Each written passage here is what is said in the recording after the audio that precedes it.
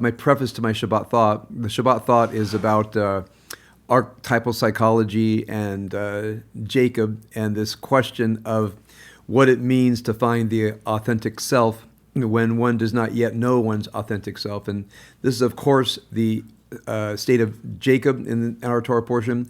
I think of Isaac. I think of Esau, certainly. And even Rebecca, at the very beginning of our Torah portion tomorrow, comes to a very disturbing self-knowledge. So that will be for tomorrow. For tonight, I want to mention a little bit of about Thanksgiving and the journey that I went. There is a dispute about whether we should even have Thanksgiving because of the origins. The one of the origins is the Thanksgiving meal for the harvest that was attended both by pilgrims and by Native Americans, and then the comity of that moment, which then ended in incessant warfare and virtual genocide. And it's a deep stain in our nation's past. And when we look at the Thanksgiving, what happened next, the holiday in many ways is tainted. And I've been very ambivalent. Not that I won't celebrate Thanksgiving, but just the history behind it. So I looked it up, as maybe many of you do, and I discovered, I believe I knew this before, but I rediscovered Lincoln's proclamation of Abraham Lincoln's proclamation of Thanksgiving in November of 1863. Now, the battle of Gettysburg, which was the turning point in the Civil War, had only been fought in July, and only then did it become at least hopefully clear that the Union would win the war, and that slavery would end, and the nation, at least in Lincoln's view, would be on the mend. Of course, I don't know if Lincoln had not been assassinated, whether he would have been able to bring the nation to amending. That was certainly his will, and we'll never know. And certainly, we as a nation have paid the price, both for the stain, the shame of slavery, and how long it has taken our nation to live up to the promise that we see in the Constitution, the Declaration, and in other places. So as I read Lincoln's address in 1863, and I have the 1864 address out here before me, it's very, very clear. By the way, Lincoln never mentions the Thanksgiving meal of the Pilgrims and Native Americans. He only mentions the Civil War. He only mentions the Thanksgiving after Gettysburg, that it looked like the Union would win the Civil War, and his vision for America. In fact, I'll just read one line from the 1864 proclamation,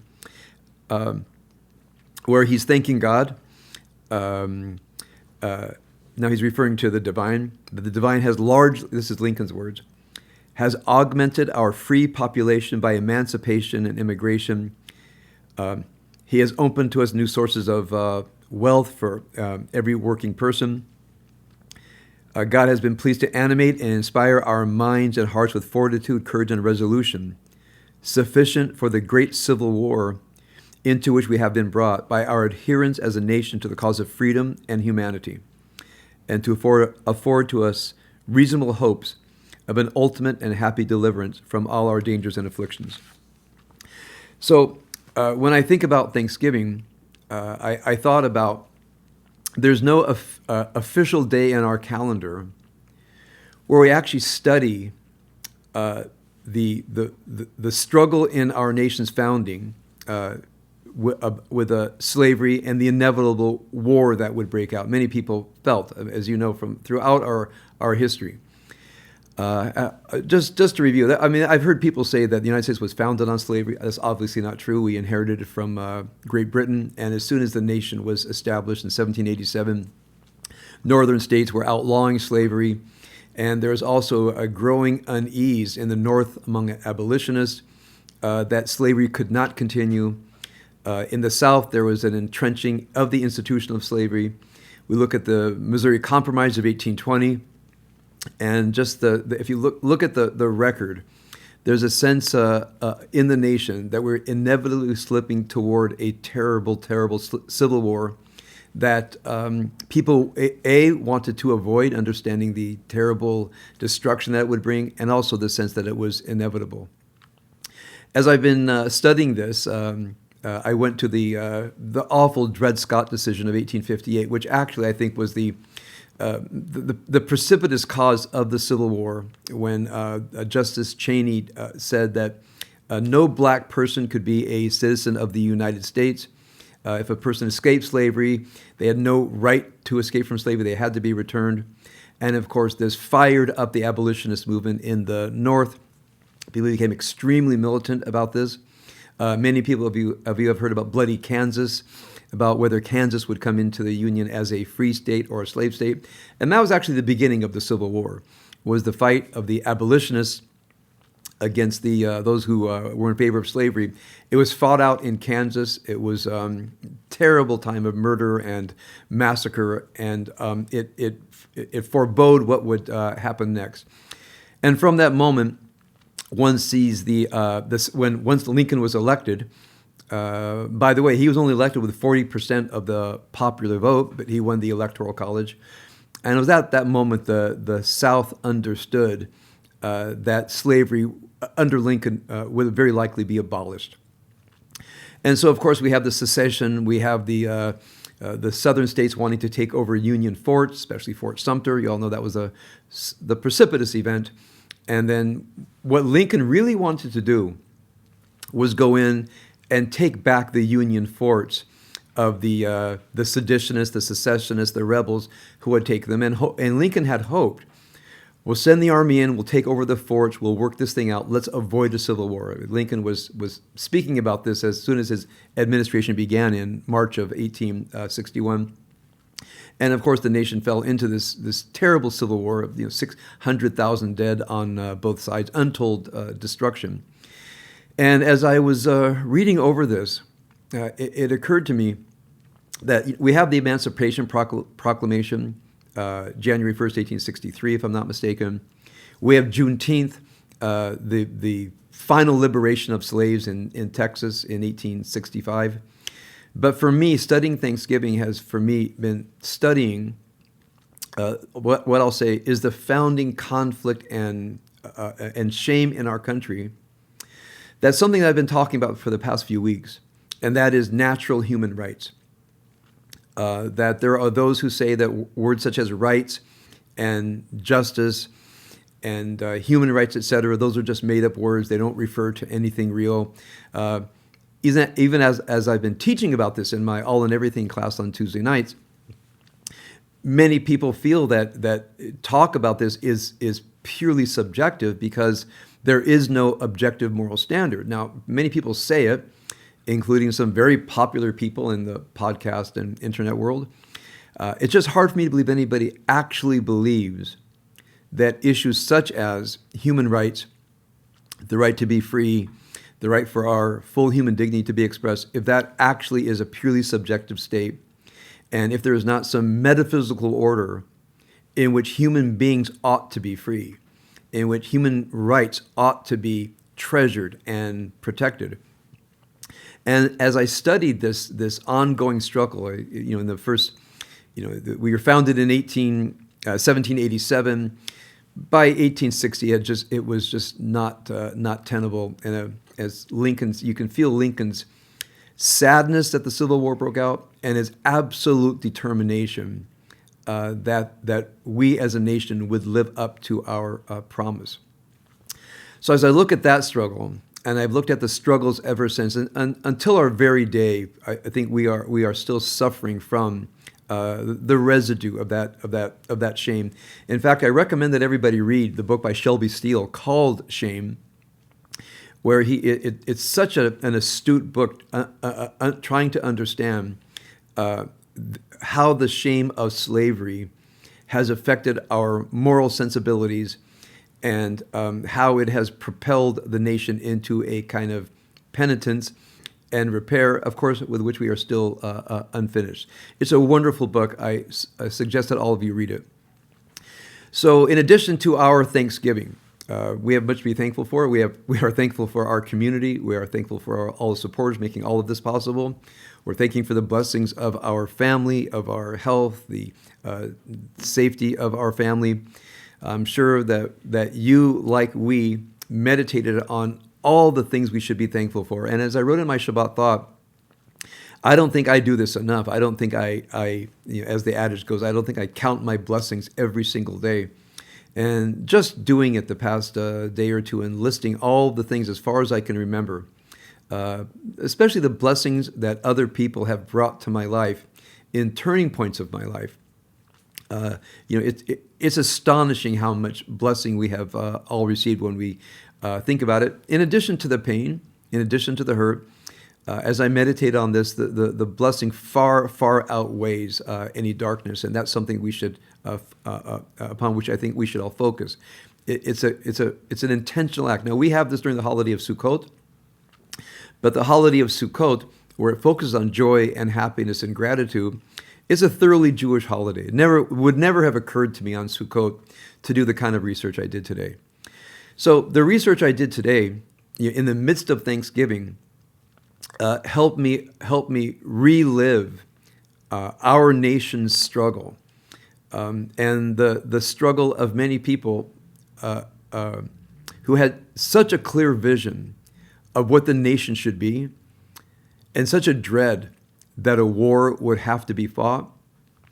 And then once the war began, a steely will to have this war, see the war till the very end. There was great carnage up until the Battle of Gettysburg, where the conclusion of the war was in question.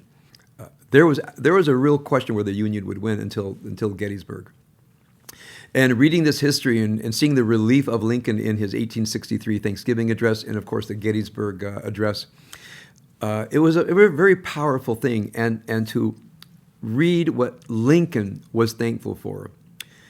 Lincoln was thankful that the Union had not lost the war. Lincoln was grateful that the North was unified around the mission of freedom, of emancipation, of full human dignity for every person, and to make every person a citizen, which of course happened in the 13th Amendment. So, when you read Lincoln's address, he was a very, very pious man. At least his writings are pious. He did feel that this was the will of God, that the Union was in service of the will of God, that those who were intransigently and, I think from Lincoln's perspective, just in defiance of the divine will by keeping people in slavery, Lincoln felt great gratitude that the divine was behind the Union cause, and that God was behind the Union victory, and that God would see the Union victory through. It's the two proclamations, 1863, 1864, are very deeply religious documents. So unexpectedly, Thanksgiving for me took me to our history of slavery, the struggle ever since the founding of our nation, President Lincoln's willingness to take this to a war, President Lincoln's thankfulness that the Union would win the war, and of course he never made the Thanksgiving Proclamation of 1865, having been assassinated in April of 1865. So for those of you who don't review this history, I study a lot because I'm so interested in what's going in our culture. But Thanksgiving for me was a very focused and deep study into this history. In fact, I found a documentary, I don't know which platform, on the Civil War. I began to watch it. It's not great. I think I'll just go back and watch the Ken Burns, and I have certain books. So what I want to say I'm thankful for, and among the many other blessings, I'm thankful for our nation's struggle. We all wish that we would have lived up to our values in the founding. We all wish that all citizens would have lived up to our values in all the ensuing years, and a great thankfulness that we have gone far beyond a tipping point of respecting freedom and humanity and dignity for all human beings. again, we're still a very imperfect state, but all of the impetus, all of the will is toward our institutional will. There are still holdouts. There are still terrible people in our country, as there are in every other country. But I think as an institution, our government meaning the government of the people, is inalterably dedicated to the cause of freedom, human dignity, and humanity. So thank you, President Lincoln. Thank you for the abolitionists.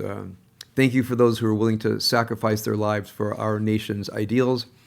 And in every generation, all of those who have fought for expanding our founding vision into every corner of society. Again, we're not finished, but that is our national project. And in many ways, this makes me proud to be an American. And it sounds a little bit strange, but in reading this awful history, I just got a sense of the vision, determination, and courage of those, in Lincoln's perspective, who are on the side of God, and you might say, on the side of history that seeks freedom and liberty for all human beings. All right, tomorrow we'll get back to archetypal psychology, but tonight was my foray into American history, and especially the wonderful thought and teachings of President Lincoln. Let's see. All right, thank you. Does anybody have a very quick question or comment? If you need to respond to this in depth, please write me. I'll get on the phone with you. But all right, I don't see anybody.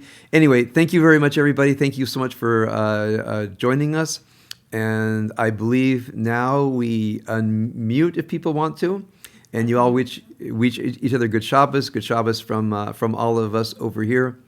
And hope to see all of you tomorrow morning for our return back into the realm of the soul. I advertise on Facebook, by the way, that the topic of freedom in the soul. Let me just say a last word about that. My last word is that these ideals, such as freedom and dignity and liberty and justice, those are events at the depth of our being. We know their truth in the soul. And I think the mind is dedicated to figuring out in detail what these words mean, and in the mind, as it were, marshaling up the determination and the courage to live up to those values.